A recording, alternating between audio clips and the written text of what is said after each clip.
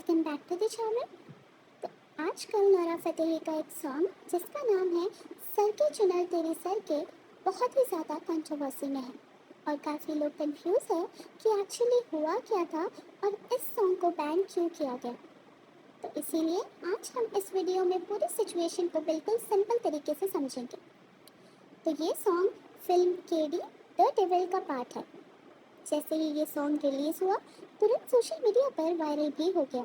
लोग इसके dance steps और विजुअल्स शेयर करने लगे, रील्स बनने लगे और कुछ ही टाइम में ये हर जगह ट्रेंड करने लगा। लेकिन सिर्फ वायरल होने के साथ साथ इस सॉन्ग पर काफ़ी स्ट्रॉन्ग नेगेटिव रिएक्शन भी आया। काफ़ी लोगों ने इसके लिरिक्स और डांस को क्रिटिसाइज करना स्टार्ट कर दिया। लोगों का कहना था कि सॉन्ग के वर्ड्स और प्रेजेंटेशन थोड़े इनअप्रोप्रिएट है और कुछ जगह पर यह कंटेंट लिमिट क्रॉस करता हुआ लग रहा है। तो धीरे धीरे ये क्रिटिसिज्म बढ़ता गया और सोशल मीडिया पर डिस्कशन इंटेंस हो गई। लोग इसके फेवर और अगेंस्ट दोनों में बात करने लगे। कुछ लोग कह रहे थे कि ये सिर्फ और सिर्फ एंटरटेनमेंट है, जबकि कुछ लोगों को लगा कि इस तरह का कंटेंट पब्लिक प्लेटफॉर्म पर नहीं होना चाहिए।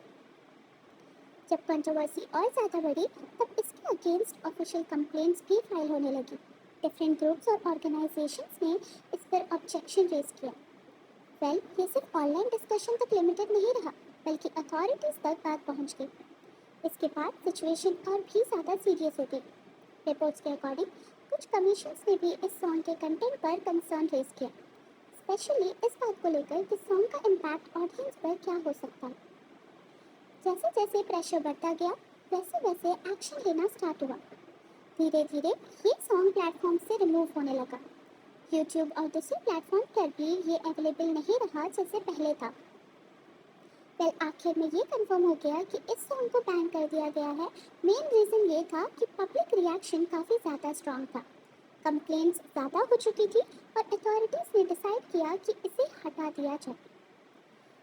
अब सबसे इम्पोर्टेंट बात ये है कि नोरा फतेही ने इस पूरे मैटर पर क्या कहा। तो कंट्रोवर्सी बढ़ने के बाद नोरा फतेही ने एक वीडियो शेयर करके अपनी साइड एक्सप्लेन की। उन्होंने बिल्कुल क्लियर तरीके से बताया कि जो फाइनल वर्जन लोग देख रहे हैं उसमें उनका फुल कंट्रोल नहीं था। उन्होंने कहा कि ये सॉन्ग अराउंड 3 साल पहले शूट हुआ था, मतलब जो वीडियो वायरल हो रहा है वो काफ़ी ज़्यादा पुराना शूट है, लेकिन अब जाके उसको रिलीज़ किया गया। नोरा ने यह भी बताया कि जो फाइनल वर्जन रिलीज हुआ है वो उनकी प्रॉपर अप्रूवल के बिना रिलीज किया गया। इसका मतलब ये है कि उन्होंने फाइनल एडिट को अप्रूव नहीं किया था। फिर नोरा ने एक और इम्पोर्टेंट बात कही कि उन्होंने ये सॉन्ग कन्नड़ा लैंग्वेज में परफॉर्म किया था। उस पर उन्हें एग्जैक्ट हिंदी लिरिक्स का मीनिंग नहीं पता था। बाद में जब ये हिंदी वर्जन रिलीज हुआ तब उसमें कुछ ऐसे वर्ड्स थे जो कंट्रोवर्सी का रीज़न बने। नोरा ने यह भी मेंशन किया कि वीडियो के कुछ पार्ट्स उनकी परमिशन के बिना यूज़ किए गए और फाइनल एडिट में चेंजेस किए गए जो उन्हें पहले नहीं बताया था। उन्होंने ये भी शेयर किया कि शूट के टाइम पर ही उन्होंने कुछ चीज़ों पर कंसर्न रेज किया था, मतलब उन्हें कुछ पार्ट्स उस वक्त भी ठीक नहीं लगे थे, लेकिन हर बार आर्टिस्ट के पास ये कंट्रोल नहीं होता कि फाइनल प्रोडक्ट कैसे रिलीज होगा। अपनी स्टेटमेंट में उन्होंने ऑडियंस का थैंक यू भी कहा। उन्होंने कहा कि अगर लोगों को कुछ गलत लगता है और वो उसके अगेंस्ट बोलते हैं तो ये एक इम्पॉर्टेंट चीज़ है।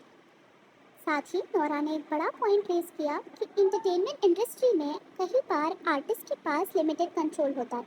फाइनल एडिटिंग, लिरिक्स चेंज और रिलीज डिसीजंस कई लोग मिलकर करते हैं और हर चीज़ आर्टिस्ट के हाथ में नहीं होती। इस कंट्रोवर्सी में एक और ट्विस्ट तब आया जब सॉन्ग के लिरिसिस्ट ने भी अपनी बात रखी और उन्होंने कहा कि जो लिरिक्स अब वायरल हो रहे हैं वो उन्होंने इस एग्जैक्ट फॉर्म में नहीं लिखे थे। इससे और कंफ्यूजन क्रिएट हो गया कि एक्चुअल रिस्पॉन्सिबिलिटी किसकी है। कुछ सेलिब्रिटीज़ ने भी इस टॉपिक पर रिएक्ट किया और धीरे धीरे ये एक बड़ी डिबेट बन गई।